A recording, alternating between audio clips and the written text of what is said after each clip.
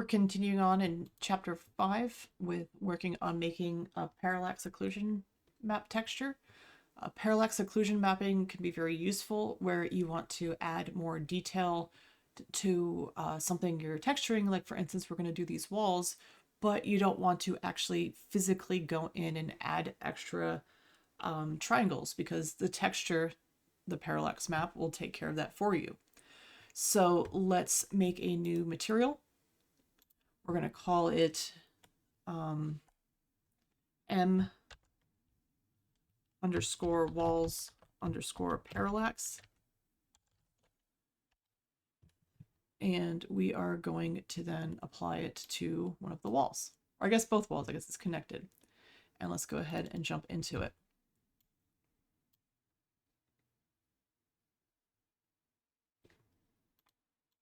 So we're going to make a giant node in here. It's going to take up a lot of space, so I'm going to kind of give me some room.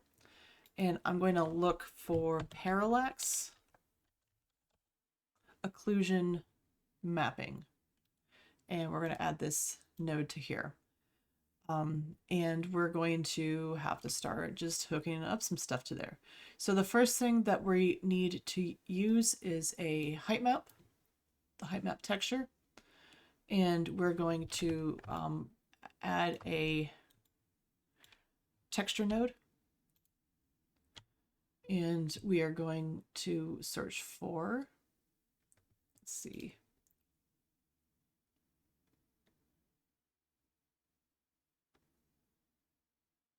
T underscore walls underscore depth. So we're going to look for this one. And we are going to hook this into, if we can zoom in a little bit,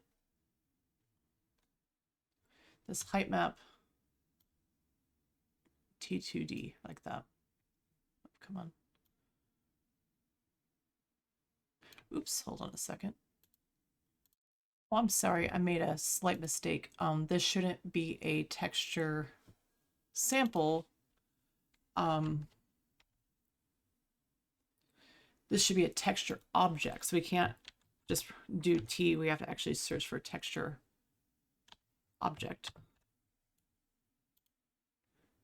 And search for wall. We're looking for that T wall's depth. This can then feed into there. That's what we were looking. That was what we were missing. Okay, let's keep going forward. So moving kind of down, we'll do the height ratio next. We'll just do this as a scalar parameter named height ratio. So it didn't let me. Let's try it again. Oh, come on, let me rename you.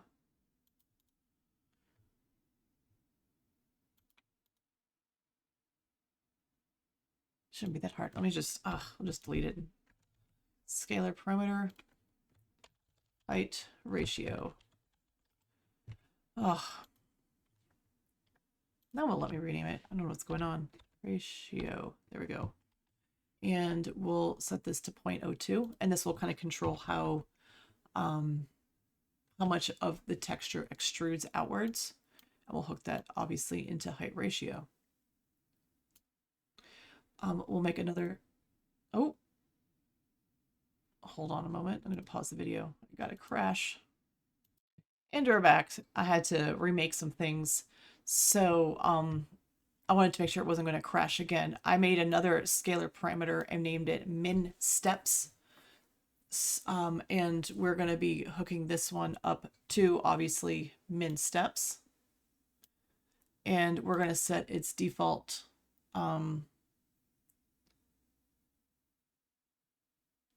set something like 8.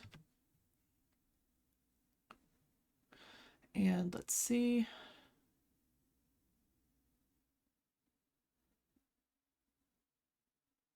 When we also need a max steps. So let's do another scalar parameter.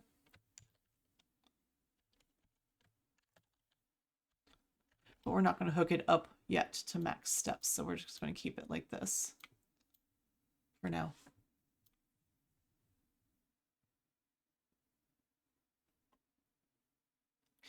All right, we'll need another scalar parameter.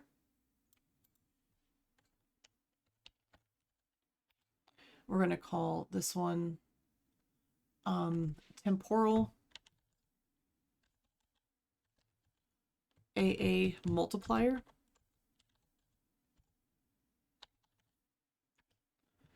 And we'll set this to value of 2. And this is going to help control smoothness and anti-aliasing with our, visual extrusion and stuff like this. And let's see. We're going to send this through a lerp. So let's do an L for lerp. Oops. We're going to feed this actually into the B and keep the A set like that. Next, we're going to look for a node called dither temporal AA. Dither temporal AA, and this goes actually into that A. I'm saving this as I go, so in case I have a crash again.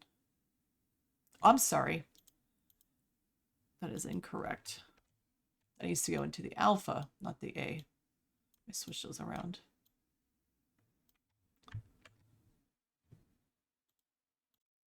Let's give ourselves a little bit of space. I'm just going to move this over here because we're going to need to hook a multiply up, and we're going to connect this, the max steps, and then the results of this lerp into here.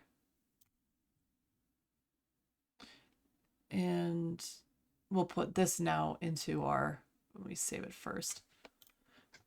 This now gets hooked actually into max steps like that. There you go.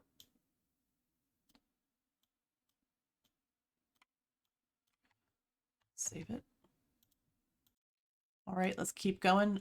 We have some more stuff to do. We need to create a vector parameter. So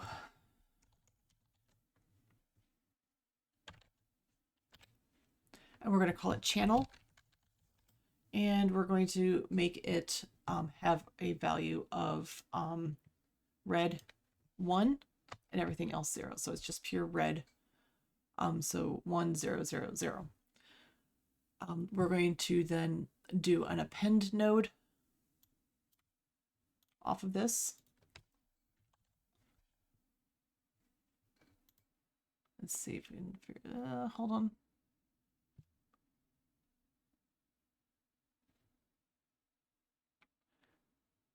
Append. There you go. And we'll hook the R channel into here.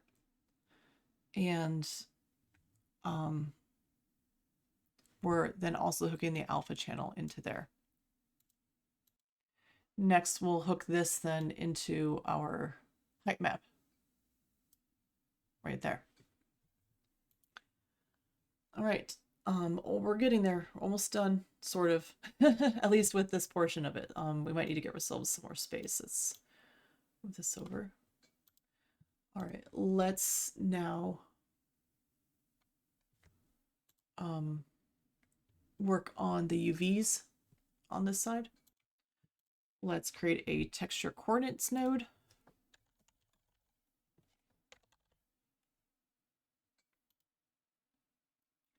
And then we will also add another scalar parameter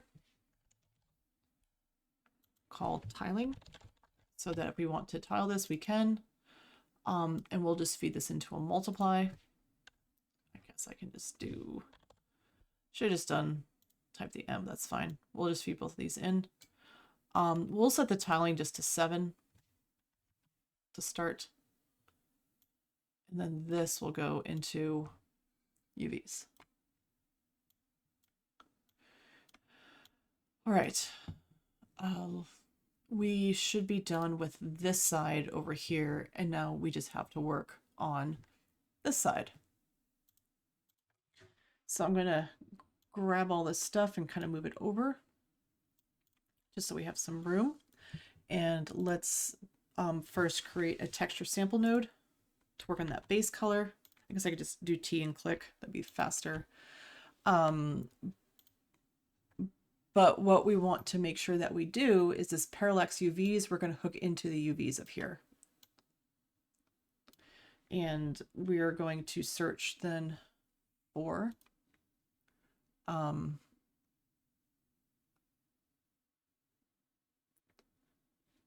think we're just using that depth. So if we do walls, we're just using the same T-walls depth for the color into that one.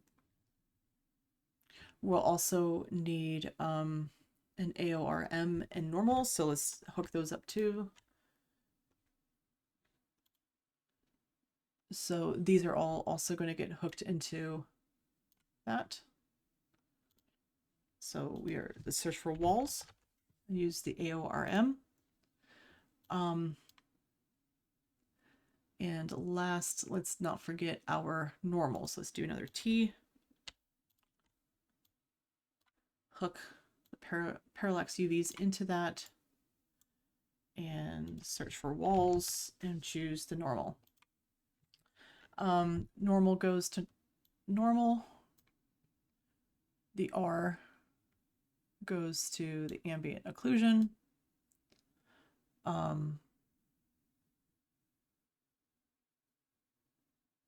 The G goes to roughness, and we don't have metal. So I'm getting an error. What's it mad about? Cast from smaller to larger type float 4. Oh, we'll look into that in a minute. We'll just keep going.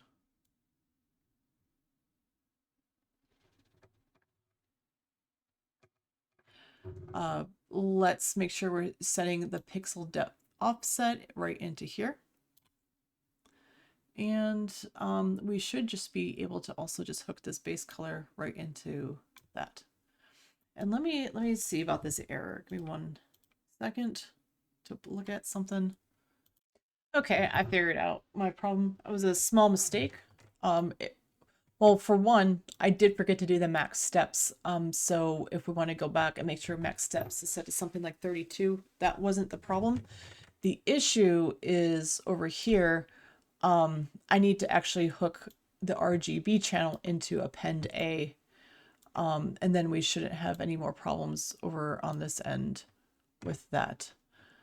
I don't know why. I think the book said to hook it into the R channel. That doesn't seem to work correctly, but if we do it into there, it should work. So let's save that.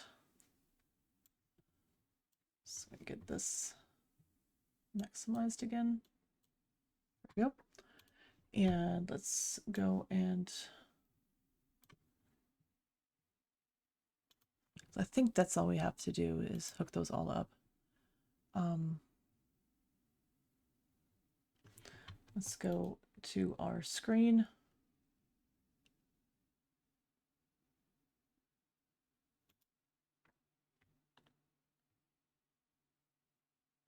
Oh, no, don't want to save that one. And if we kind of, if we haven't done so already, we should apply that material to the wall. Ooh.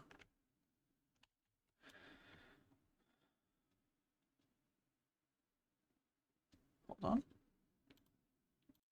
It's not quite right. Let me see what's going on. I might have missed a number. Give me 1 second.